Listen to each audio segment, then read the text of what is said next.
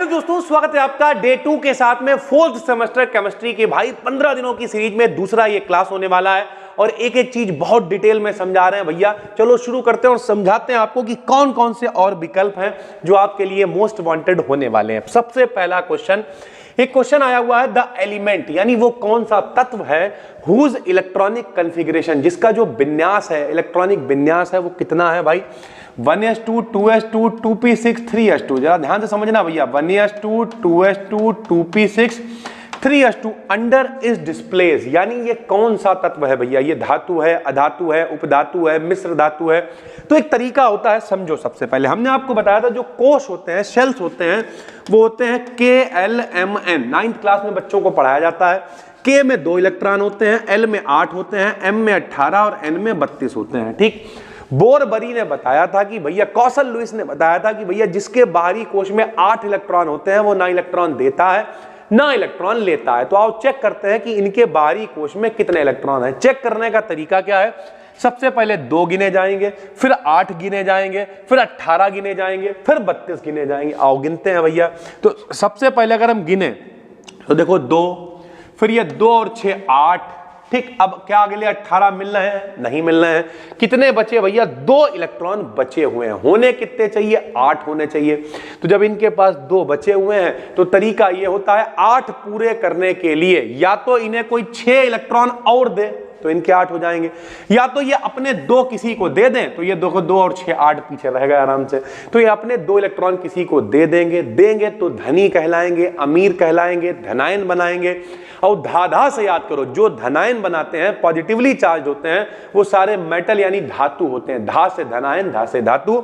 इनके बाहरी कोश में 2 इलेक्ट्रॉन है जो किसी को ये दे सकते हैं। इस वजह से ये जो कॉन्फ़िगरेशन है वो किसका है? मेटल कॉन्फ़िगरेशन है, यानी धातु का ये विन्यास है भाई। ठीक है, maximum number of electron in a subshell, किसी सब शेल के अंदर हमने आपको टेबल बताई थी, S P D F। L का मान S के लिए 0 1 2 3 इस तरीके से चलेगा भाई। ठीक है, क्या फार्मूला होता है भाई? फार्मूला होता है 4l+2। क्या फार्मूला है?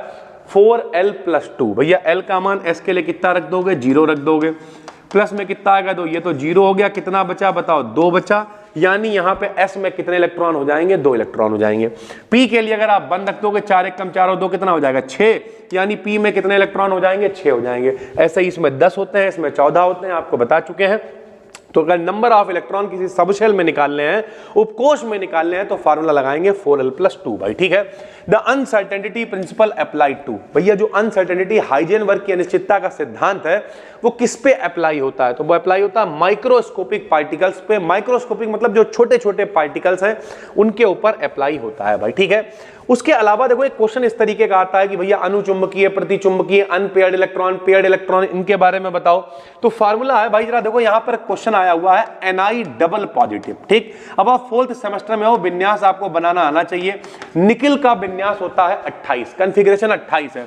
बनेगा 1s2 2s2 2p6 3s2 3p6 3d छोड़ा 4s2 2 2 4 6 10 2 12 6 18 2 20 और 8 28। समझना मेरे भाई। ठीक है, तो D में कितने इलेक्ट्रॉन आ गए? 8 इलेक्ट्रॉन आ गए।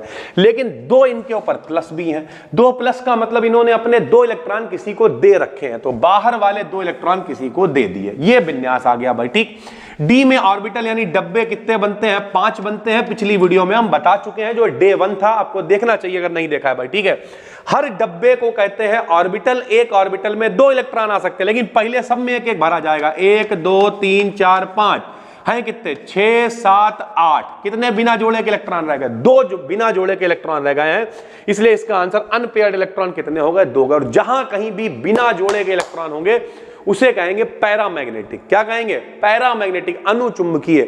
और जहां जोड़े में इलेक्ट्रॉन होंगे उसे कहेंगे डायामैग्नेटिक यानी प्रतिचुंबकीय भैया। ठीक है, तो इसमें कैसे हैं? बिना जोड़े के इलेक्ट्रॉन है, तो बिना जोड़े का मतलब क्या हो गया? ये अनुचुंबकीय कहलाएगा।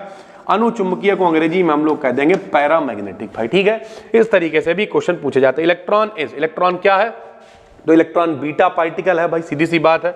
37 is the element with atomic number. भैया जो 37 नंबर होता है किसका होता है? रुबिडियम का नंबर होता है। ठीक है। और रुबिडियम क्या है, बाहरी कोश में एक इलेक्ट्रॉन होता है, ये एक रिएक्टिव मेटल होता है। Hydrogen, lithium, sodium, potassium, rubidium, caesium, francium सारे क्या होते हैं, क्षार धातु कहलाते हैं। तो 37 नंबर वाला रुबिडियम है और ये एक रिएक्टिव मेटल है भाई, ठीक है।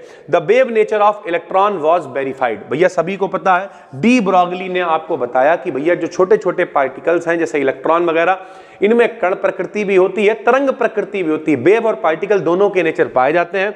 लेकिन इसे वेरीफाई किसने किया, तो इसे वेरीफाई किया डेविएशन और जर्मर के एक्सपेरिमेंट के द्वारा।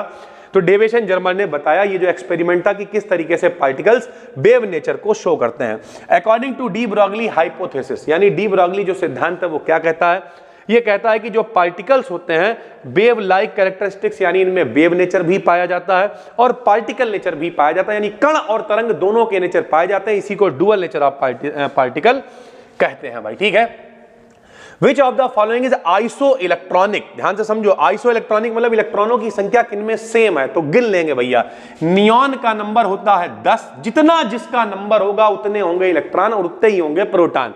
नंबर 10 तो इलेक्ट्रॉन कितने हैं, 10। सोडियम का नंबर होता है 11, लेकिन एक प्लस का मतलब ये अमीर आदमी है, एक किसी को दे दिया इनने, प्लस का मतलब एक दे दिया, तो इसमें भी इलेक्ट्रॉन कितने हैं, 10, यानी Na पॉजिटिव और Ne दोनों कैसे हैं, आइसो इलेक्ट्रॉनिक है, यानी सम इलेक्ट्रॉनिक है मेरे भाई, ठीक है। उसके बाद अगला question, Rutherford in his atomic model could not explain the behaviour of which of the following electron. भैया रदरफोर्ड की क्या गलती थी, रदरफोर्ड ने यह कहा कि भैया परमाणु दो भागों से, दुनिया में जितनी भी चीजें एटम से मिलकर बनी है, छोटे छोटे पार्टिकल से मिलकर बनी है, बोले जो पार्टिकल्स एटम है वो दो भागों से मिलकर बने हैं। बोले किससे किससे, बोले एक कहलाता है नाभिक, न्यूक्लियस, दूसरा चारों तरफ इलेक्ट्रॉन चक्कर लगाते हैं। इसी में फंस गए लोगों ने कहा कब तक चक्कर लगाएंगे भाई, कभी तो इलेक्ट्रॉन थक जाएंगे, इलेक्ट्रॉन थक जाएंगे गिर पड़ेंगे, इलेक्ट्रॉन गिर पड़ेंगे, परमाणु खत्म हो जाएगा, और तुम कह रहे दुनिया परमाणु से मिलकर बनी, दुनिया नहीं खत्म हो जाएगी यार, फंस गई है। तो ये इलेक्ट्रॉन के नेचर को रदरफोर्ड नहीं बता पाए। The existence of neutron was predicted by Rutherford इन,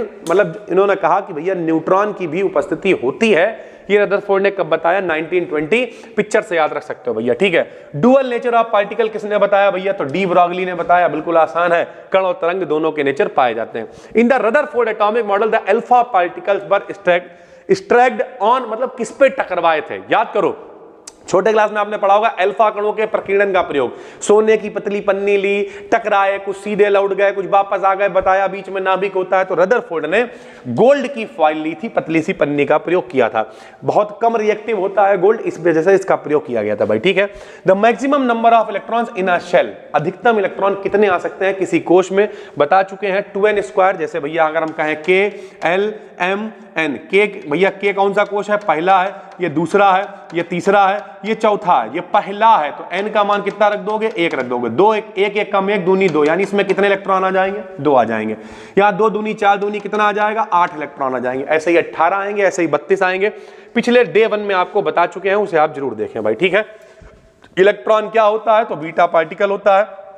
के positive ion is iso electronic, जरा समझो, पोटेशियम का नंबर कितना होता है, 19 होता है भाई, ठीक है, 19 नंबर है। अब पॉजिटिव, तो इसमें इलेक्ट्रॉन भी कितने हैं, 19 हैं, एक इसके ऊपर प्लस लगा दिया, मतलब एक इलेक्ट्रॉन किसी को दे दिया, कितने बचे, 18 इलेक्ट्रॉन बचे। तो जिसमें 18 इलेक्ट्रॉन होंगे उसके साथ ही आइसो इलेक्ट्रॉनिक होगा। 18 नंबर किसका होता है भाई, आर्गन का होता है, आर्गन का नंबर 18, मतलब इसमें 18 इलेक्ट्रॉन होंगे, यानी ये आर्गन के साथ में आइसो इलेक्ट्रॉनिक होगा भाई, ठीक है। उसके अलावा आपको टेबल बता चुके हैं भैया, SPDF से आप याद कर लोगे, क्या टेबल है लो दिखाते हैं आपको, इस तरीके से SPDF, L का मान 0 1 2 3, जब कभी भी L की वैल्यू 1 है तो कौन सा उपकोष होगा, P उपकोष होगा, L की वैल्यू 2 है तो कौन सा उपकोष होगा, D उपकोष होगा, L की वैल्यू 0 है तो कौन सा उपकोष होगा, S उपकोष होगा।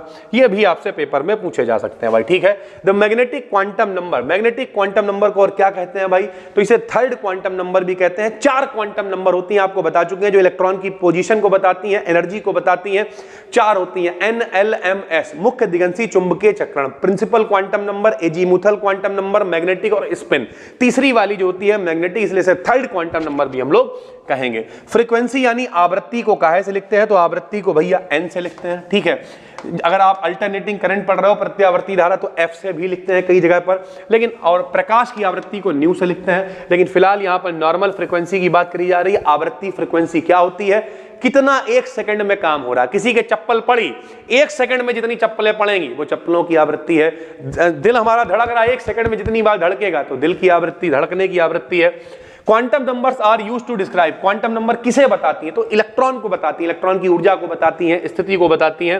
ये देखो साइकिल पर सेकंड, हर सेकंड लगने वाले साइकिल मतलब चक्कर को ही हम लोग क्या कहते हैं? फ्रीक्वेंसी कहते हैं। फ्रीक्वेंसी का मात्रक क्या होता है? हर्ट्ज होता है।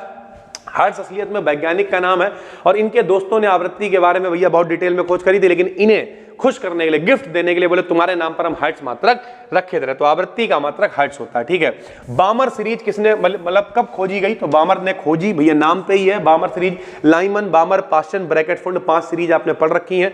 बामर सीरीज को खोजा कब गया? तो 1887 में खोजा गया भाई, ठीक। आबाउ प्रिंसिपल क्या कहता है? तो आबाउ भैया सीधी सी बात है, 1s2, 2s2, 2p6 नीचे लेवल की बातें हैं, ठीक है, सब पढ़ा चुके हैं। आबाउ का नियम कहता है कि ऊर्जा के बढ़ते हुए क्रम में ऑर्बिटलों को भरा जाएगा। तो ऑर्डर इन इंक्रीजिंग एनर्जी, यानी जो ऑर्बिटल्स हैं ऊर्जा के बढ़ते हुए क्रम में उनमें इलेक्ट्रॉनों को भरा जाएगा भाई, ठीक है। उसके बाद मार्शल एसिड किसे कहते हैं? तो H2S2O8 को मार्शल एसिड कहते हैं। Electronic configuration of H negative, H negative का इलेक्ट्रॉनिक कन्फिग्रेशन बताओ। हाइड्रोजन का नंबर वैसे 1 होता है।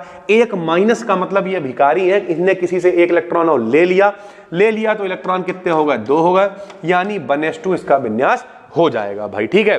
इस तरीके से मेरे भाई चीजें चलती हैं। आपकी टोटल जो 4th सेमेस्टर है, ध्यान से समझो मेरे भाई, जो लोग यहां तक देख रहे हो, 4th सेमेस्टर में टोटल 8 यूनिट है भाई, ठीक है। जो पहली यूनिट है एटॉमिक ऑर्बिटल, 2 क्लास अभी हुए हैं, इनमें खत्म हो गई है, यानी 8 दूनी 16, 15 क्लासों की टोटल ये सीरीज है। इसके बाहर पेपर में नहीं आएगा, इस बात की गारंटी है। एक एक चीज बहुत डिटेल में बता रहे हैं भाई, ठीक है। तो ये ऑब्जेक्टिव सीरीज बिल्कुल फ्री है। जिन लोगों ने एप्लीकेशन पे कोर्स लिया है, ये सारी वीडियोज वहां पर भी ऐड कर दी जाएंगी, तो डरना नहीं है, घबराना नहीं है। एक बंदे को हमने बुला लिया है, इसका काम यही रहेगा सब कुछ अपलोड करने के लिए। हम लगातार क्लास को रिकॉर्ड कर रहे हैं, डरना या घबराना बिल्कुल भी नहीं है, बस मन लगा के पढ़ते रहना है। और बाकी डिस्क्रिप्शन में लिंक मिल जाएगा कोर्स वगैरह का भी, जहां पे डिस्क्रिप्टिव भी क्लासेस हम सारे अपलोड कर देंगे। लगभग 8-10 अप्रैल तक पूरी कोशिश है अधिक से अधिक वीडियोस आपको देने की। फिर मिलते हैं, तब तक के लिए धन्यवाद। और कुछ नहीं करना है तो सिर्फ टेलीग्राम पे अपना चैनल है बिल्कुल फ्री में, BDKDN BSc, लिंक मिल जाएगा डिस्क्रिप्शन में, उसे ज्वाइन कर लो। कोई भी क्लास आता है, अपडेट आती है, PDF है, लिंक है, सब कुछ बिल्कुल फ्री में टेलीग्राम पे हम आपको देते रहते हैं, तो उसे जरूर ज्वाइन कर लेना। BDKDN BSc को 75,000 के करीब लोग वहां पर जुड़े हुए हैं। फिर मिलते हैं भाई, तब तक के लिए धन्यवाद, थैंक यू।